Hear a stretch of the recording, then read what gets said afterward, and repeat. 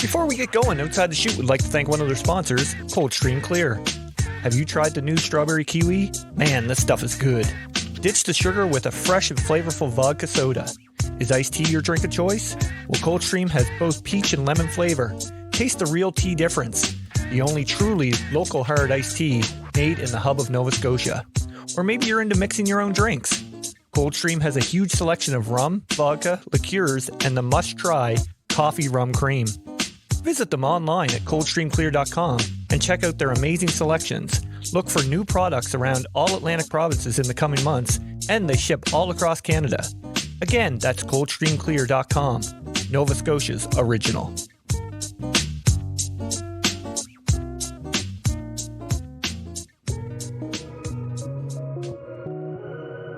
Hey, well, another week has passed, and here we are again. Hope everybody had an amazing weekend. Welcome to episode 36 of Outside the Chute. I'm your host, Randy Frame. The OTC Player of the Week is back, and this week's winner comes to us from Bishop Moore High School out of Orlando, Florida, as Olivia Miller takes home the weekly honors. Olivia allowed only 2 runs over 14 innings of work, including a no-hitter, striking out 32 batters and walking 3, as her Hornets get off to a 2-0 start on the season. Fantastic job, Olivia, and best of luck the rest of the season.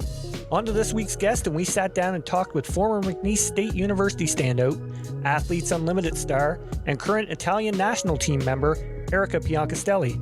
Erika had an amazing career at McNeese, where she would combine for 19 school and conference records. She was a 2-time NFCA All American, 4-time SLC Player and Hitter of the Year, and 4-time McNeese Female Athlete of the Year. From there, Erika has gone on to star for the Italian national team, as well as this past summer in the Athletes Unlimited League, where she finished 4th overall in the player standings. We're going to talk to Erika about getting her start in the game, the influence that her mother and father played in her development, her storied 4-year career at McNeese, qualifying for the Olympics in Tokyo with the Italian national team, and of course this past summer from her time in the AU League. Erika was so fun to chat with and is one of the most humble and genuinely all-around great people in this game that I've had the chance to talk to. I'm sure you're all going to enjoy this episode. So as usual, grab that drink, sit back, relax, cause here we go. I got the world in my palm, lights, camera, action, it's on. I can't describe what I'm feeling, ain't never felt this freedom. I got the world in my palm, lights, camera, action, it's on. Ain't never felt this freedom. Could you say that anything goes, anything goes, anything goes, anything goes, anything goes, anything goes. You wanna know me? Real deal hip hop.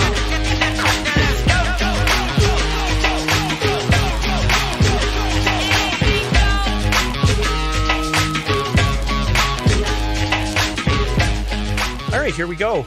Erika, thanks for coming on the podcast. Thank you for having me. How's things over in beautiful Italy today? They're going, with everything going on, it's kind of up and down, but we're just trying to take it day by day and see what we can do today and what we maybe can't do tomorrow. But it's going well so far. I'm just excited to be able to finally be back into training and be in the weight room. Right on. How long have you been over there now? In Italy? Yeah. I've been here since AU is when I came back. So okay. October. Right on. Yeah. Right on. Yeah. Italy's always been on my bucket list to visit, but it's beautiful. And right now without tourists, so it's not as busy and you can kind of see everything without having to wait in line, makes it even better. Oh, I imagine. Where's the best places to go over there? Well, I always recommend, obviously, the big major cities that everyone wants to see. So Rome, Venice, Florence, Milan, all that. But right now I'm in Rome and I've been able to see kind of outside Rome, all the little cities that maybe tourists don't get to go to. And I think those are always the best spots because you get the real Italian culture, the real Italian people, and the most amazing food. Right on. Yeah, that's the one big thing I want to get over there for is the food because yes, everything definitely looks so good. So good. You guys, how's the training going for the Olympics in Tokyo? I see they had to cancel your training camp for next week, but how's things going on that front? Yeah, so we started back up in January. We had our first training camp as a team, and it was 10 days, and that one went really well. It was nice to be able to be back with the team. But we were supposed to have another shorter training camp this month, but unfortunately it got canceled because the city that we're supposed to be going to is going to become a red zone with COVID. So just to keep us safer, we're just going to wait till our next training camp, which is mid-March. Mm-hmm. So that's coming right up too. And it's going better than I ever would have imagined it to with everything going on. Right. I wish there could be more that we could do, but just grateful to be able to still be able to train as a team and be able to get on the field. Yeah, exactly. That's the biggest thing there. So with every guest that we have on here, we like to ask them when and where they got their start in the game. With the Italian team? No, just overall, like when you started actually playing ball. Oh, okay. So I started at the age of 7 is when I officially started playing in Carlsbad, California. But my mom played on the Italian Olympic team, and my dad's a baseball player. So I've been on the softball field since I was born. I've kind of always been surrounded by this sport, and I've been able to hear my parents' side of it, and I've been able to kind of see my mom's whole story behind it and her success. And it's always driven me to want to follow her footsteps. And at the age of 7, they were my coaches actually. So they kind of the ones that got it started. And I started with rec ball, went into travel ball at the age of 12, played in high school, and then had my career at McNeese. Right on. So yeah, you mentioned your mom there, and she was in the Sydney games, was she not, in 2000? Yes, correct. Yeah, she must have been a pretty remarkable influence on you growing up. She definitely was. She's always been someone I look up to. And when softball wasn't in the Olympics anymore, she was always someone I looked up to as a softball player. I always wanted to get to her level and be able to play at the highest level. And since Olympics wasn't the highest level anymore, my main goal was to just play on the national team and represent my country.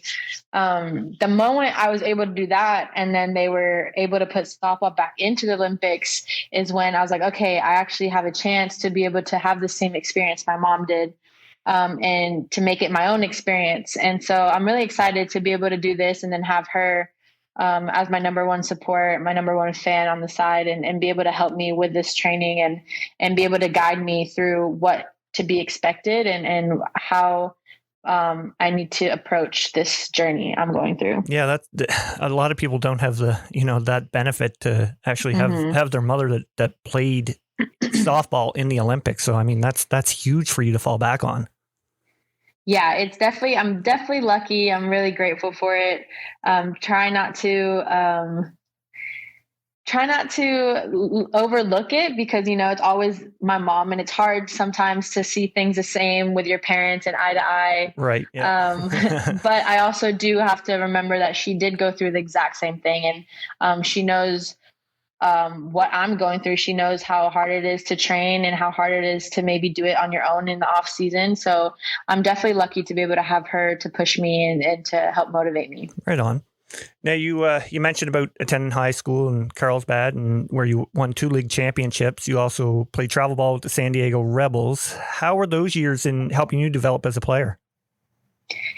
Those years for me were probably those are probably my fun years, where I didn't really have pressure and I didn't really have, I just played during that time. I just played because I loved the game. Right. And, obviously right now I love the game even more, and that's why I'm playing. But the crazy thing about me is I was never one who dreamt about going to college. I was never one who had a dream school and started at the age of 10 looking at colleges. I was always someone that kind of just went with the flow, and I just played and I played.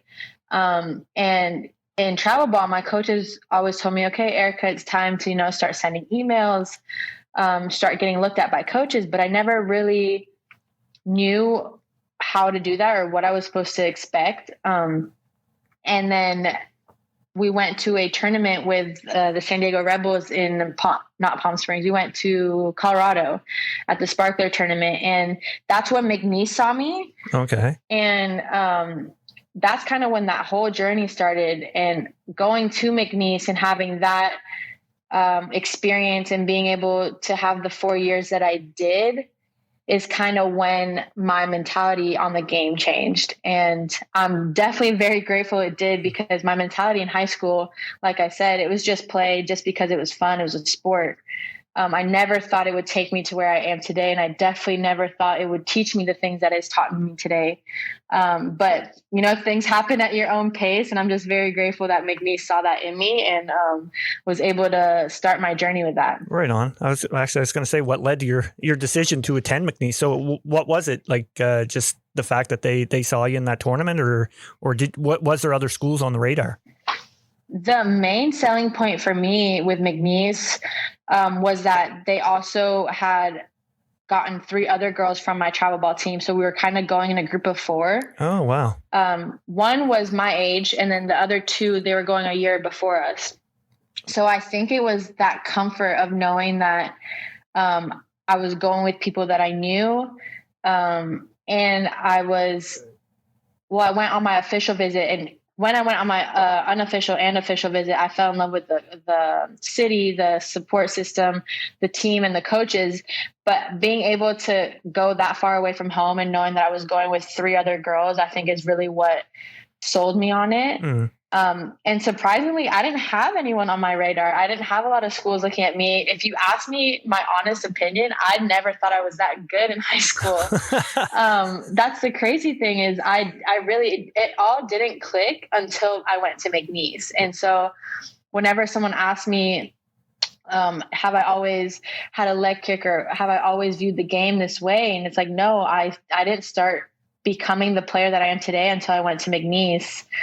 And I was just average in high school. I was just a big girl that had some power, but if you want to talk mechanically and you want to talk talent, I don't think I was the best one out there.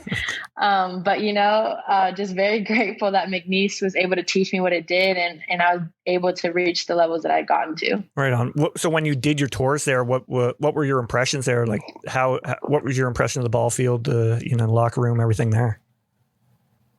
So McNeese is a very small school, and they're not, my selling point wasn't the field. It wasn't the locker room. For me, it was the coaching staff that they had. In particular, the hitting coach, Coach James Landrenew, which is the one who I would have to thank everything for. Mm-hmm. Him and just the team and the culture behind the team and what they stood for.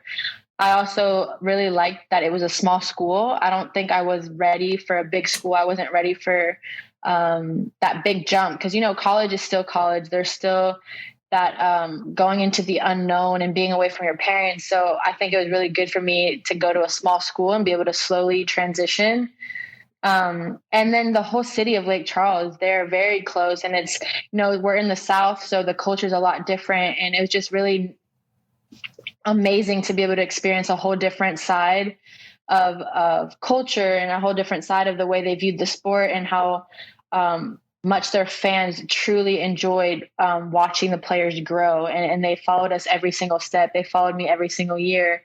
And still to this day, even though I've been out of college almost 3 years now, they still are watching me and they're still supporting me. And so it's an amazing community to be a part of. And I think that was my biggest selling point, was it felt like my second home. Right on. That's awesome. Yeah. A lot of people don't really know it. Like a lot of people look at the big schools, Oklahoma, UCLA and stuff, and think that's where they need to be. But I mean, those small town colleges just have as much appeal as the others, right? Yeah. And I mean, obviously everyone shoots for the big name schools. You want to go to the best school. You want to be able to play at the highest level. But you also need to find a place that makes you feel welcomed, and you need to find a place that allows you to fully be yourself and to be able to become the player that you've always wanted to become. And McNeese did that. McNeese had everything I needed. It was the right transition at the right time, and the coaches saw what I could become, and they saw more in me, and they always pushed me every single day to give my best. And I think that's really just what I needed at that time. And obviously, I mean, it worked. It definitely brought me to where I am today. And so I definitely would never change my mind on McNeese. It was probably the best 4 years of my life. Right on. Was Jenny Finch on the coaching staff the first couple of years there I saw? Yes. The first year she was actually a volunteer coach. She would stop by a couple of times and throw BP.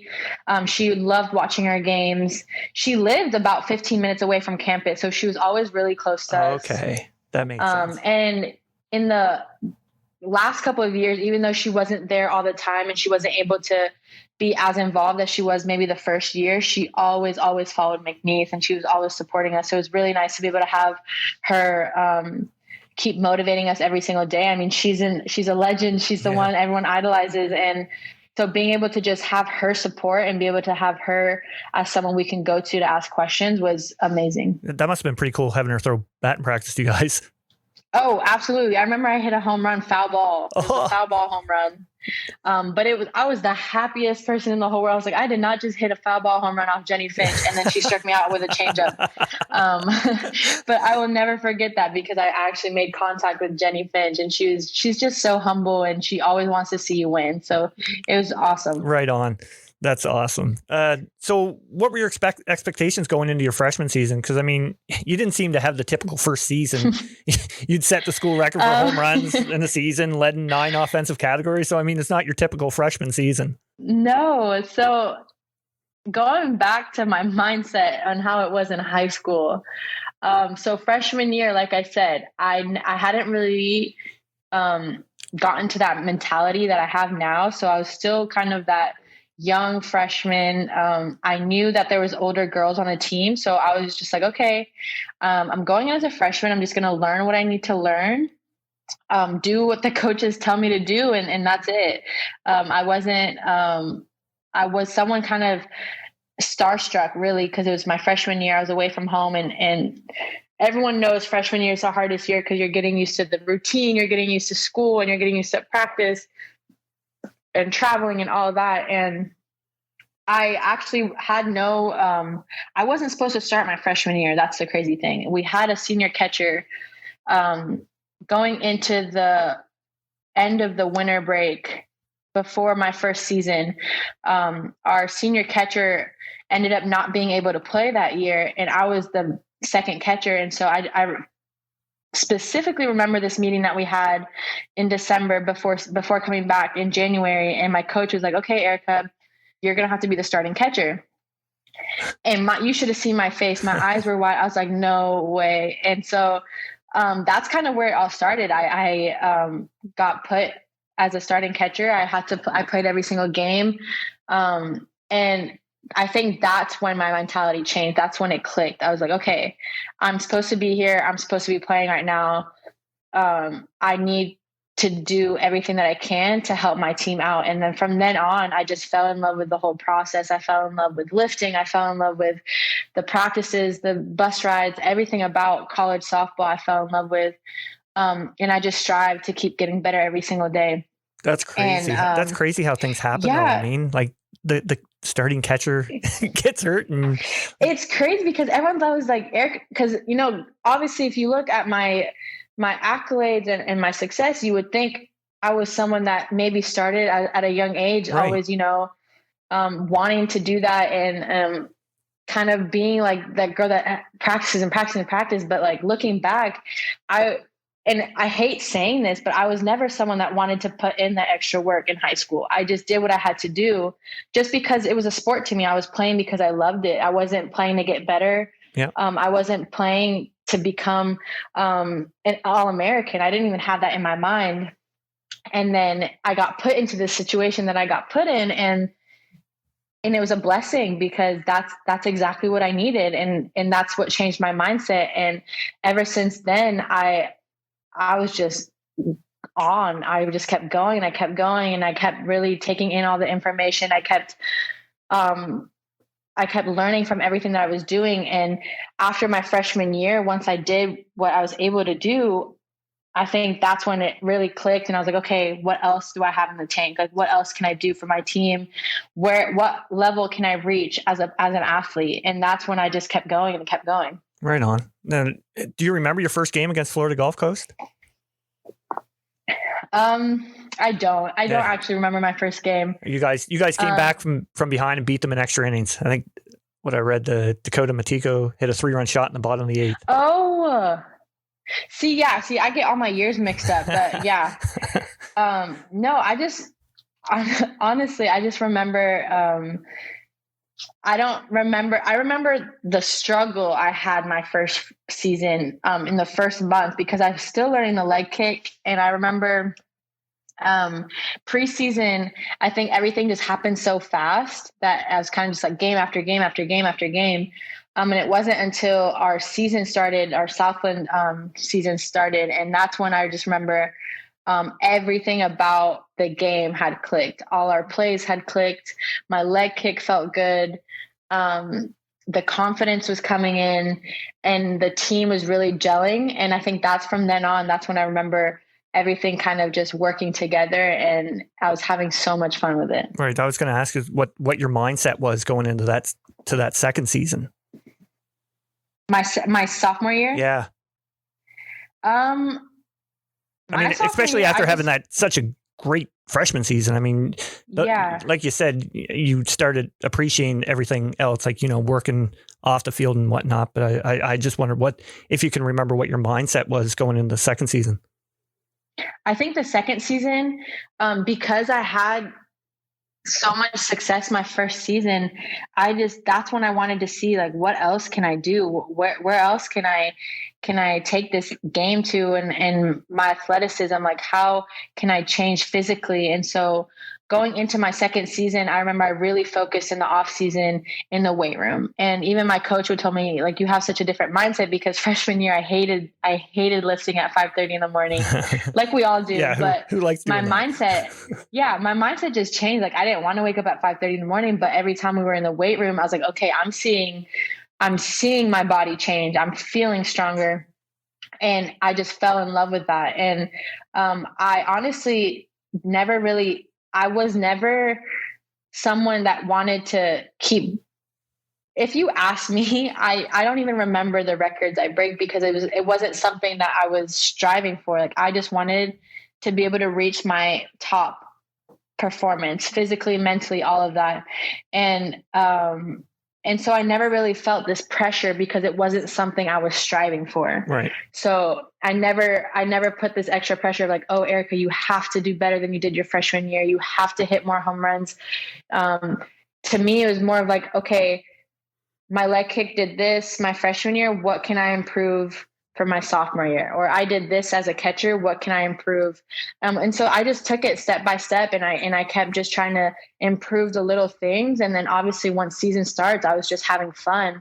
And I loved playing. I loved season. I love everything that season brought. And so it was just really easy for me to do everything that was asked, because it was so much fun for me. Right on. Now, you'd have an amazing 4-year career there, setting unreal school and conference records. What's some of your favorite memories from your time there? My favorite memories are the behind the scenes, really. I don't remember games that well. I'm not really someone that remembers points and runs and what we did this game and how we beat this team. But I do remember just the behind the scenes, the bus rides, the long practices with my teammates, everything that happened. Our team was so close. Every single year we got closer and closer. And my senior class, we were the closest group I've ever been a part of. And so it was so much fun to be able to experience those 4 years with the same group of girls. And that's what I'll always remember, is just the bond that we had, being able as a college athlete, as a student athlete, going to school every single day and then having multiple practices throughout the day. It gets hard mentally, it gets hard physically, it gets hard.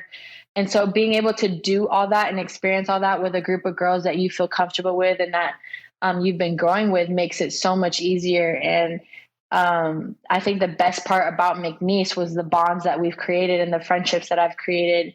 Still to this day, we have a senior group chat and we still talk to each other. We go to alumni weekends and it's just a family.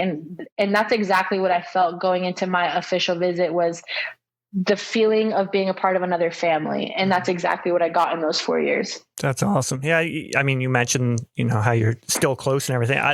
We like here in Canada, hockey, I played hockey growing up at a relatively high level. And like you said, the team chemistry between a team and like one team in particular that I had, that, I mean, to this day, we had like a 20-year reunion and everything, and we still all talk to this day. So, I mean, it's funny. It's so important. Yeah. Oh, 100%. It's like just the bonds you make over the time is invaluable.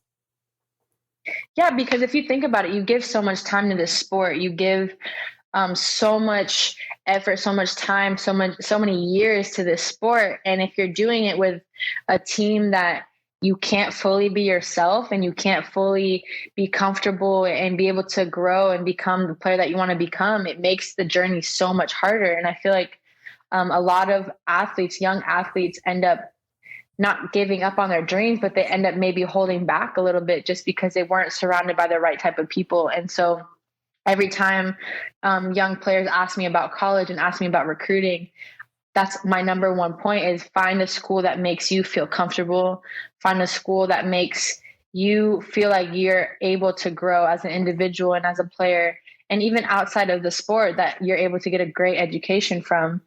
Because at the end of the day, softball isn't going to last forever. Yep. You're not always going to be playing. You're not always going to be an athlete, but you are always going to have those bonds with those teammates, and you are always going to have that education. And so I always tell them to keep that in mind, because that's the most important part of the whole experience. 100%. Couldn't agree more. Now, I know you said you don't focus on numbers or anything or the records, but do you have a favorite record that you were like, oh, that's pretty cool from your time at McNeese? Yeah. Knowing me, I'm just such an offensive player. I love everything that has to do with hitting and the offense side. And I can talk about hitting for hours with my coach. And so I think for me, my best record, probably the one that really got me excited and really got me emotional, was the home run record, because it was definitely something I never expected. I never even really thought I could have the power that I had. And so being able to discover the power that I have in my swing with my leg kick, and being able to kind of go through all those steps in college as a freshman and as a sophomore, and obviously every single year, because I keep adjusting my swing. It's beautiful to be able to know that what I'm doing with my body during my swing, what I'm doing is generating the power to give me those numbers. And so if there's one record, I think it's the home run record. That one will always be the only one I really think about. Right on. Actually, I was going through all the records. The one that impressed me the most was the NCAA record that you tied for 10 consecutive walks. Like, oh yeah, I remember that game specifically. Like, were you not getting the pitches, or just in a great zone and laying off the marginal stuff? No, they were, I remember this was the 3-game series against Central Arkansas or not Central Arkansas, SFA. They were intentionally walking me the whole weekend. Oh. They were just not pitching to me the whole weekend. So I would just get 4 straight balls and I'd run to first, 4 straight balls and I'd run to first. And I remember they did that every single at bat until the last game. They decided to finally pitch. And I was shocked because I wasn't expecting it. So I remember I took the first strike and I was like, oh, okay. Like, I should probably be ready. And then I ended up hitting a home run that at bat. And then they just kept walking me. Oh, that's awesome. But yeah, that was, I was honestly, I was just kind of going up to bat and I was like, all right, they're going to walk me again. And so it kind of just became a cycle and kind of took my focus out of the game, which isn't good, but yeah. I definitely remember that game. Whoever was hitting behind you must have been like, oh, runners on scoring on bases. My chance for RBIs here. That's funny. Talking about your swing, I want to go back to your swing, which I've talked about it a few times on here on the podcast because it's just it's so fluent. It reminds me of Ken Griffey Jr.'s. Where did the swing come from? Was it just working over it over the years, or did somebody help you out with it? So I started with my leg kick my freshman year of college. Our Coach James Landreneau, I remember he had started learning about this leg kick, and he was watching a lot of baseball swings, and he really wanted to just try it out with the power hitters. And I remember we started with a group of 6 power hitters. It was some freshmen and some from every single year. And that's what we did my freshman fall. So the whole fall, all we worked on was that leg kick and trying to figure it out. But it was so hard as a timing mechanism. It was very complicated. And I remember that a lot of the other girls at that point, probably because they were also older and they didn't really have that many years left, they decided to go back to their normal swing. And so I was kind of the only one that started to click, and it started to really work. And I started to understand the whole movement. And so I was like, okay, well, I'm a freshman, so I'm just going to keep going and see like if I can make this work in a game. And so it was my freshman year. That's kind of when it started, and it didn't really click until season started. That's when I started to really feel comfortable in it. Because I remember my freshman fall, if you ask my coach, I was hitting $150. I was not doing well my freshman fall. That's why I was so shocked when I had to play, because I was still, trying to learn this leg kick. I was still trying to get the timing. I was trying to figure out what I was supposed to do with all my legs and my arms and all this stuff. And once I got it, though, it just clicked, and I just kept going with it, and I kept making adjustments, and I kept trying to figure it out. Hitting to me is such an art form. It's something that is so beautiful, and you can always make adjustments to it and always change little things to improve it. But it definitely started with Coach James, and he's probably the one that started my whole offensive career. Oh, well, props to Coach James. Oh yeah, he knows it. I tell him all the time. Actually, before we move on from McNeese, I had to ask you about your walk-up song, Swag Surfing. Is that where you had it? Was that McNeese? Yes. Man. At McNeese, I had it every single year. We were allowed 2 walk-up songs, and Swag Surfing was the only one I never changed. I would always change the second one, but I always had to keep Swag Surfing. It just made me so relaxed, and it pumped me up so much at the plate. I loved it. Oh, you posted on Instagram that day. I think it was a few months ago now that was you did a Q&A, I think.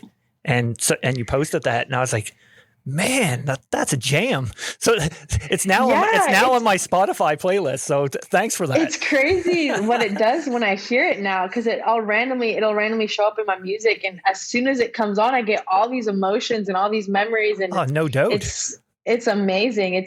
I love that song so much. Yeah, it's pretty good, I will admit. I want to swing back to the Italian national team. What does it mean to you to be able to represent the country in the game that you love? It means everything to me. It's such an honor to be able to wear Italy across my chest every single game. And it's like, I bring it back to college. In college, they taught us a lot that you're not just representing yourself anymore, you're representing a whole university. And so I always kind of had that thought about the jersey that I would wear, and being able to wear Italy and knowing that I'm representing not just myself, not just my team, but I'm representing a whole country. I'm representing my country, and it's just a beautiful thing, and it really motivates you every single day.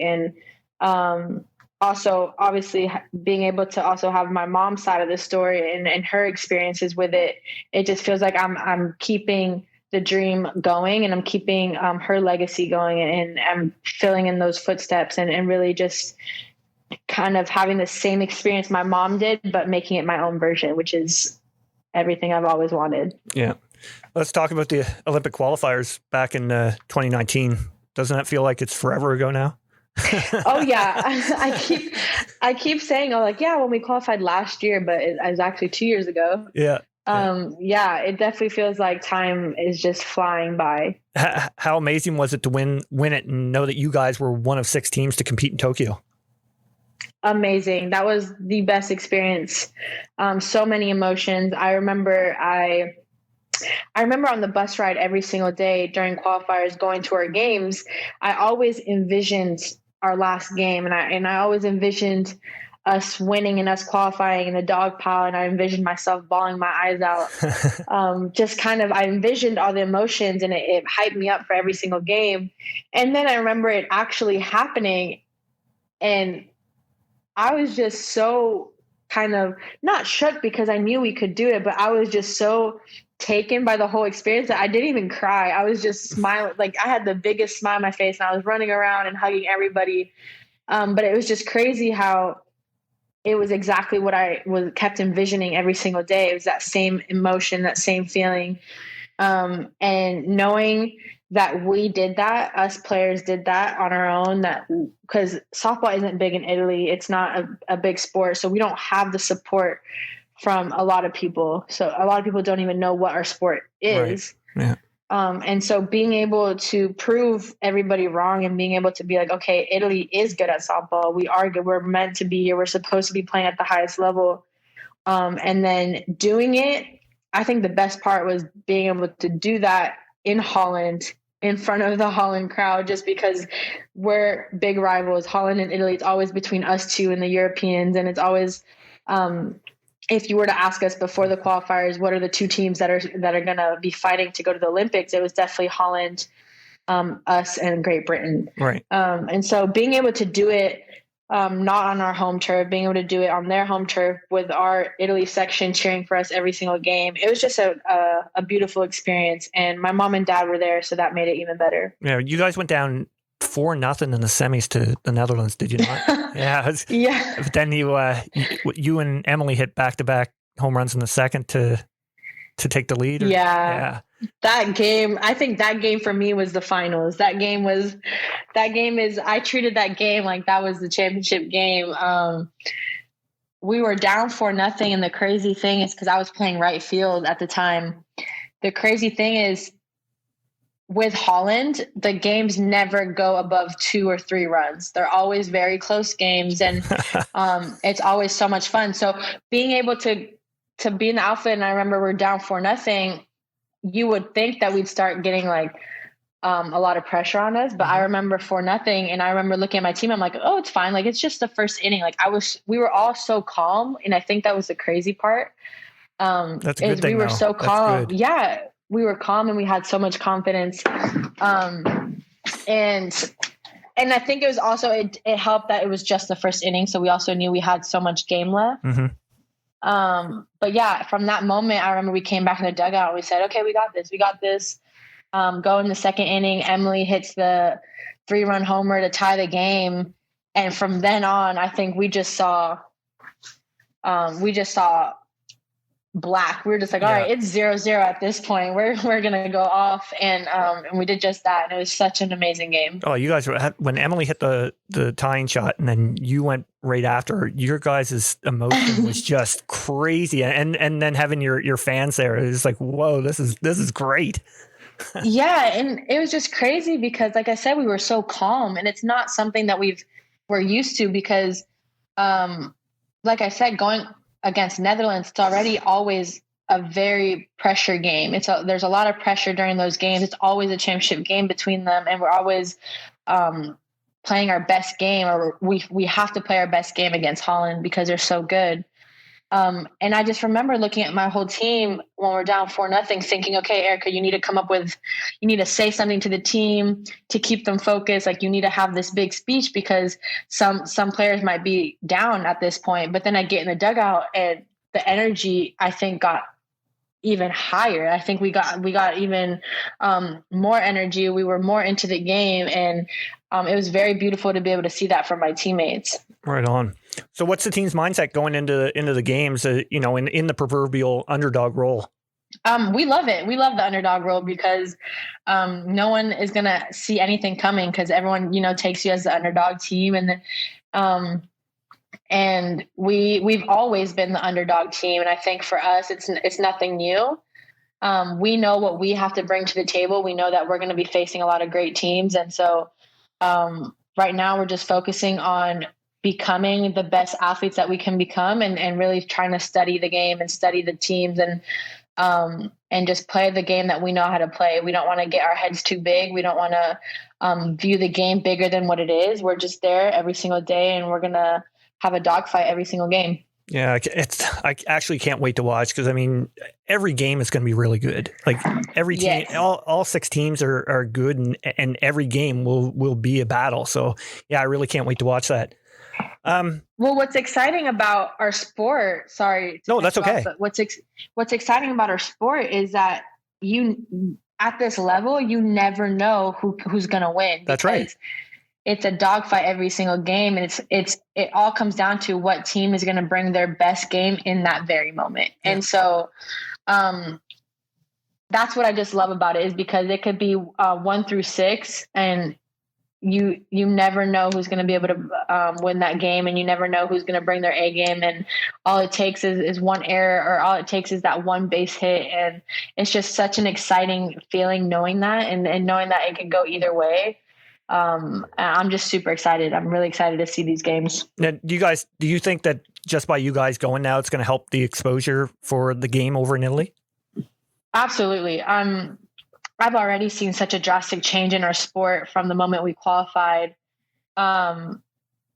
We've gotten so much more attention, not only from the young generation. A lot more players want to start playing the game, and young girls want to start playing the game. And we're getting a lot more attention on social media and on the newspaper, and kind of all around Italy, just because we're finally a team that's going to the Olympics, and that's already a big deal for your country. So being able to have the spotlight is really allowing us to show what our game is made of, and to show that soccer isn't the only sport that works in Italy. And so it's been really cool to see the transition and to see our game grow.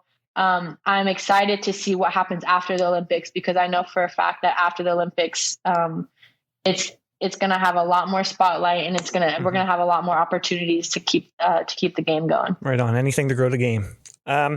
Anything. Yeah. Let's jump into this past summer with Athletes Unlimited. I've talked to Vic and Kat on here about how awesome it was. I totally enjoyed watching it. What was your initial reaction when you got the invite?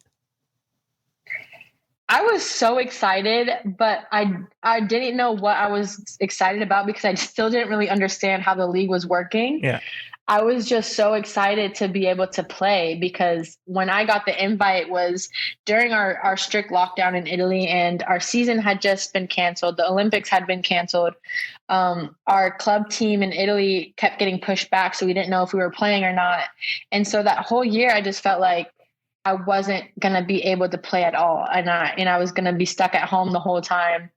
And so being able to get that invite from AU was a breath of fresh air for me. It was a new beginning. And like Vic and Kat have probably said, AU was an experience that I never imagined I would have. It was an experience that not only taught me about myself in a game, but it taught me so much outside of the game, and so much about the other players. And it definitely was something that I needed, and it was a blessing that I needed at that very moment, because like I said, Olympics being canceled, motivation was really hard. It was hard to keep training. It was hard to see the bigger picture.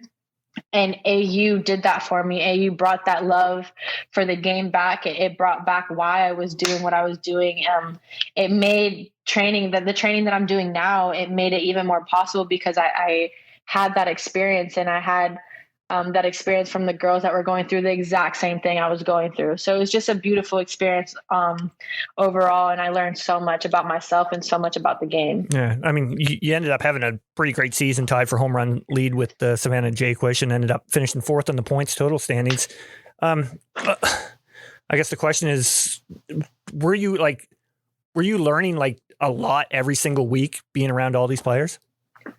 Every single day, I felt like I was learning something new. I was just talking to one of my teammates from AU the other day, and we were talking about the whole experience. And I was telling her the crazy thing is, all the girls that were at AU were women that I've watched play on TV, and it was women that I've always looked up to.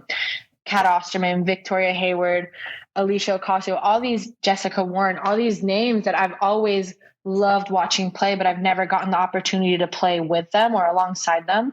And AU did that. AU was able to put us all on one field and be able to play together. And I learned something every single day from every single player that was on my team.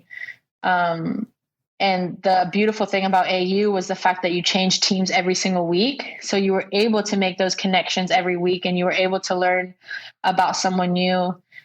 We also had a lot of events outside of our games. We had Friday Night Lights that the racial equity group put together, and it was Jasmine Jackson, Alicia Ocasio, and me were a part of the racial equity group, and we were able to put up these events every Friday night called Friday Night Lights.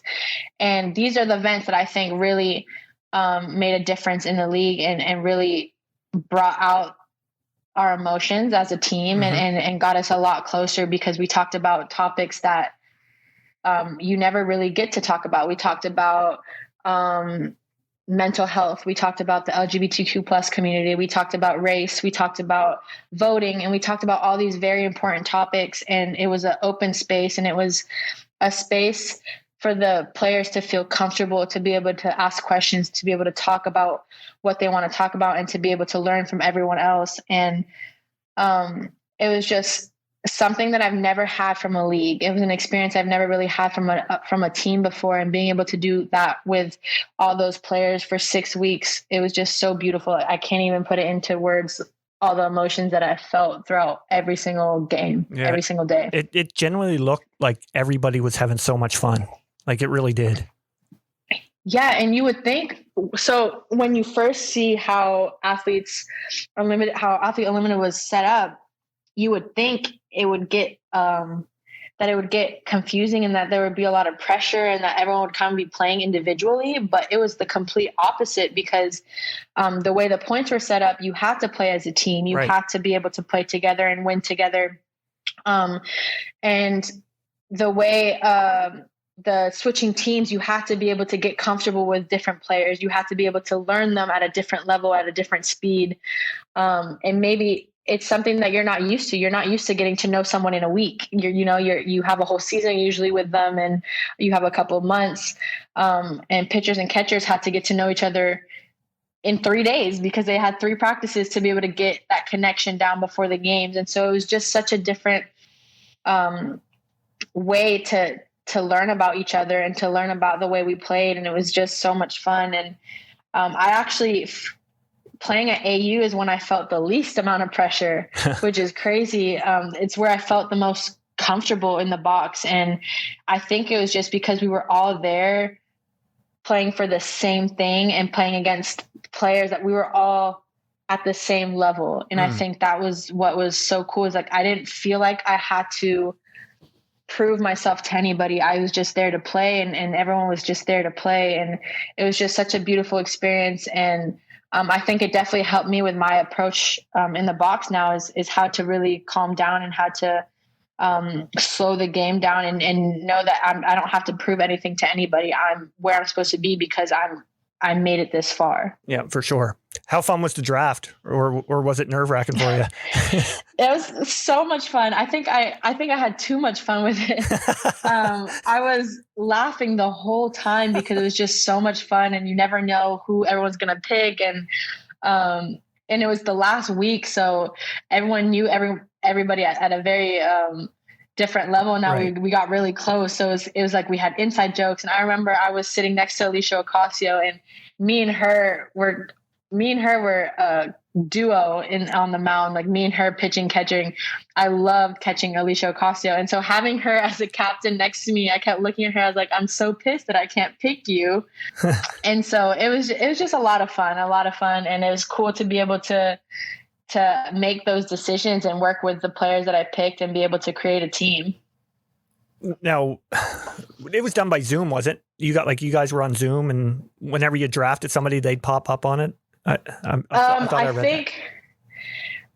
think it was Zoom for the players, and then we had different windows open, so different apps were working at the same time. Oh, okay. But the players were on, I want to say Zoom, and they got put into different rooms when they got drafted. So they would get invited to a different Zoom link, and then they would connect with the captain. And then, so while I was drafting, as I picked the players, those players would be popping up onto my iPad, and they would be helping me make decisions as well. So it was a lot going on, but it was so much fun. That is such an inventive idea. Like, I love it so much. It's so wicked.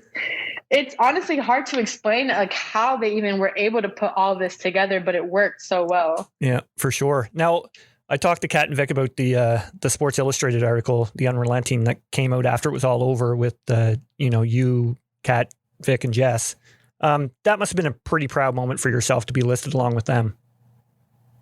It was. I was shocked for, I think, 2 weeks when that article came out, because I never expected anything like that. Like I said, the whole AU experience was just so jaw-dropping for me, just being able to be on the field with those girls and being able to learn from them every single day. And then an article comes out and I'm being recognized next to those women, and next to even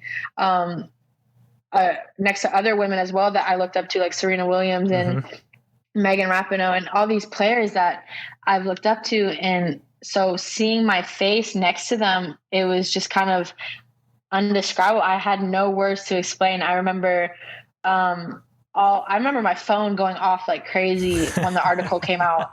And I was in Louisiana helping out my teammates and my friends with the hurricane that just had happened over there.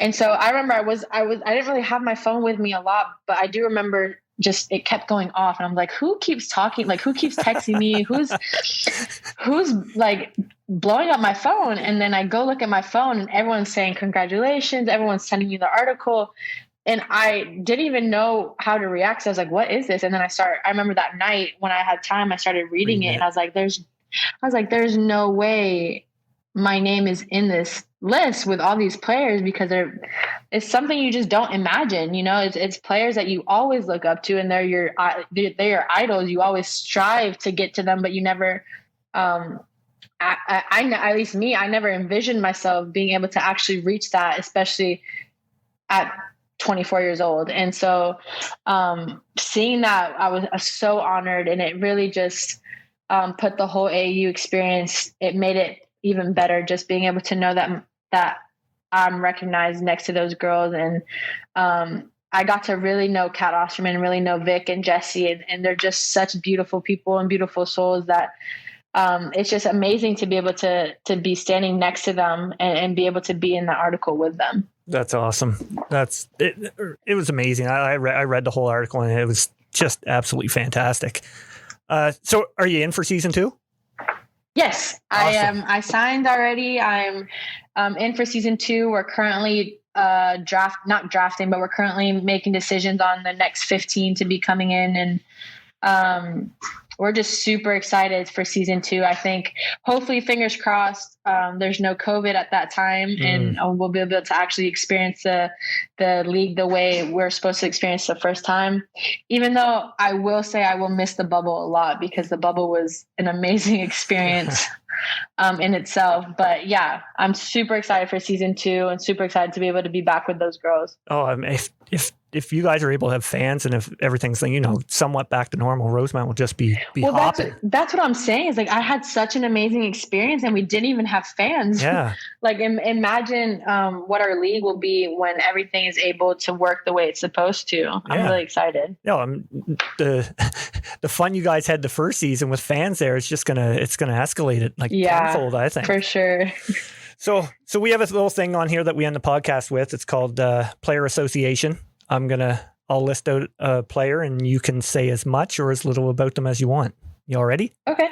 Yeah. All right. First one is Emily Vincent. Oh, I wasn't expecting Emily Vincent. I love her.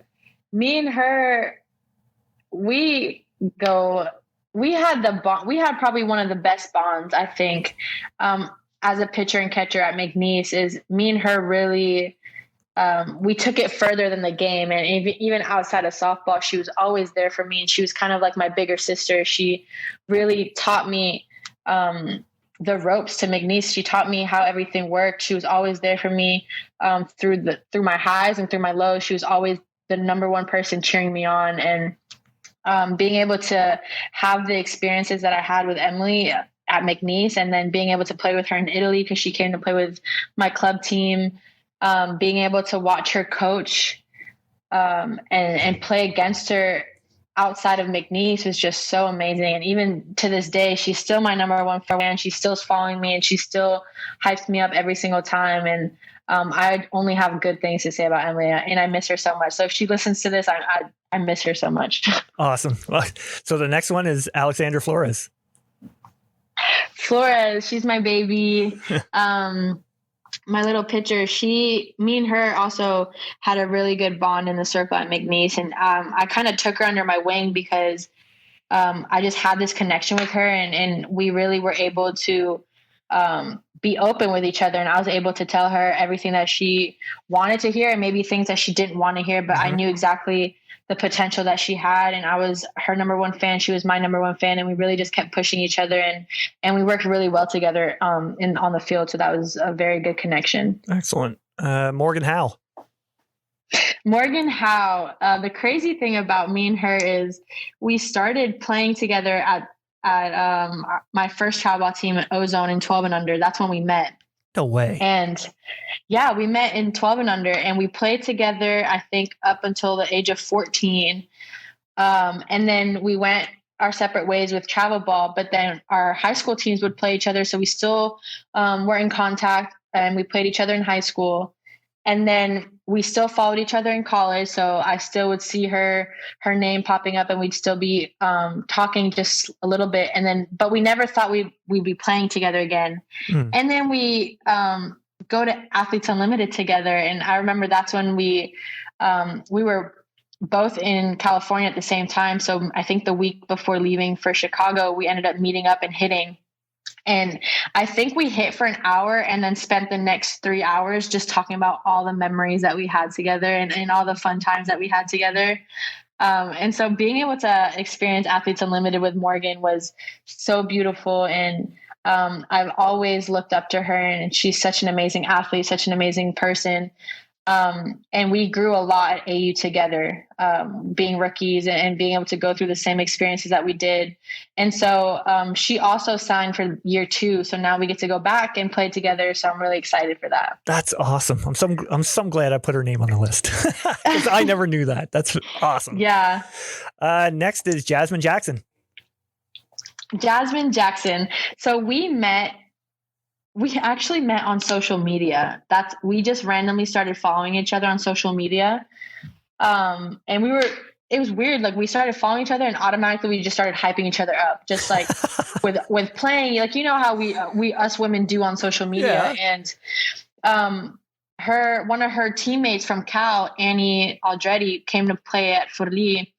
And so I met Annie, and then she was close with Jazz. So we kind of, I started talking more to Jazz as well. And then Jazz was able to, we met for the first time at Scrapyard after college, in 2018, when we both went to go play for Scrapyard. Mm-hmm. And that was the first time we actually met, but we've been following each other for like 2 years before that the connection was already there. And so it was just amazing to finally be able to meet her, and we're so close. She's my roommate at AU. She came to play at Forlì, so she spent a couple months in Italy with me, and we just have so much history, and we're on the racial equity group. So I talk to her every single week. And she's an amazing person. She's really helped me a lot outside of softball, especially. And, she always just wants to see me doing, my best every time I do something. And she's always my number one fan. So I love her. Excellent. Next one you mentioned a little bit earlier is Alicia Casio. Lily. So yeah, I've always seen her on TV, never ever saw her outside of the big screen for me. And the first time I think I actually saw her was when she played with Puerto Rico, and we were at Worlds. But I never talked to her at that time. I think it was just someone I saw because we didn't play Puerto Rico. And then so the first time I met her was at I want to say at AU was the first time. And Me and her, ever since our first bullpen, I think we just had the same mentality with pitching and catching, and we didn't even have to talk in between innings. We just I knew exactly what Lily wanted to pitch, and she knew exactly what I was going to call. And so we just worked so well together, and she's so easy to talk to. And also being a part of the racial equity group with her as well, me, her, and Jazz. I've also gotten to know her outside of softball and kind of gotten to know her background and gotten to know what she stands for.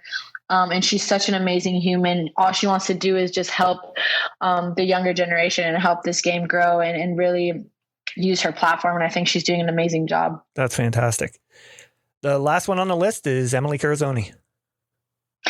Emily Carazoni, I met her the first time when she came to play on the Italian team.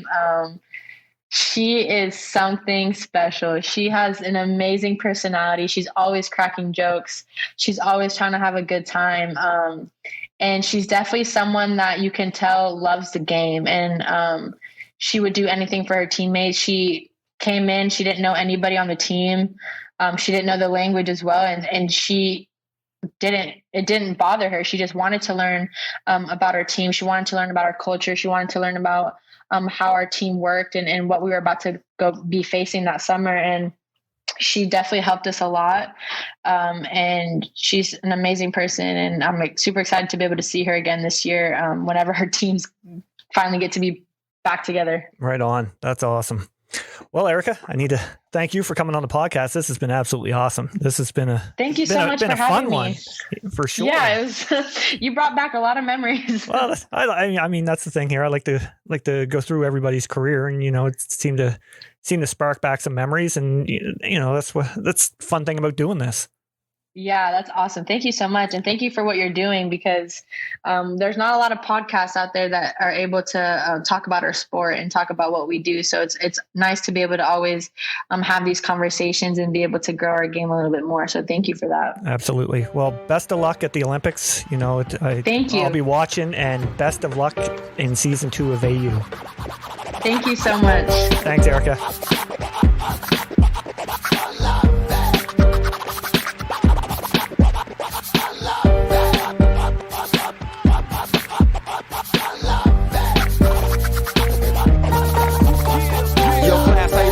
Back in the facts, I'm taking time off from the acting. I gotta relax, I need a new beat. Yo, for sure, I got a few treats. You been up in the city long? Only 2 weeks. Cool, well, I'm sorry about the weather. It's been raining all week, I hope it gets a little better. Either way, class, listen, I got an ill vision by the song I'm working on. You think you got the right rhythm? Man, come on, you know I got some shit that'll break your neck. I used up what I want, but you can take what's left. Don't give me bullshit, dog. You know I blaze the set. You know you got stuff to say for West. I got an ill concept, hip-hop. How I paid a real long debt since what? 1987, I've been repping in the ciphers and the sessions, and I'm still be getting stressed on the block. You know it's hard to be hip-hop, and ain't nobody staying real. Don't pay bills when you showcase skill. Ain't nobody living off of doing windmills or painting train rails, that's real. It's hard to be hip-hop. I love that. I love that. You know it's hard to be hip-hop. It's hard to be hip-hop. You know it's hard to be hip-hop. We gotta be hip-hop. I got no gas and real, so my raps ain't real. Cause I don't pack steel, do my tracks appeal. And to the mass appeal, watch how fast they fail. Yeah, I'm hip-hop, son, until my casket sealed. It's hard in the culture when the fans are fickle. To understand my issue, your man will dish you. 1 minute you're whack, and then your jam's official. And then they switch again. Throw bottles of cancer hit you. First they loved LL, and then they hated him. And then they loved him again, and they degraded him. So lately, basically, I don't know if I can play to win. Survival of the fittest, let me see what type of shape I'm in. Yo, when I was younger, like 19, I could spend all day writing rhyme schemes. Spitting freestyle and cipher in the streets, but now I got responsibilities. Yo, it's hard to be hip-hop.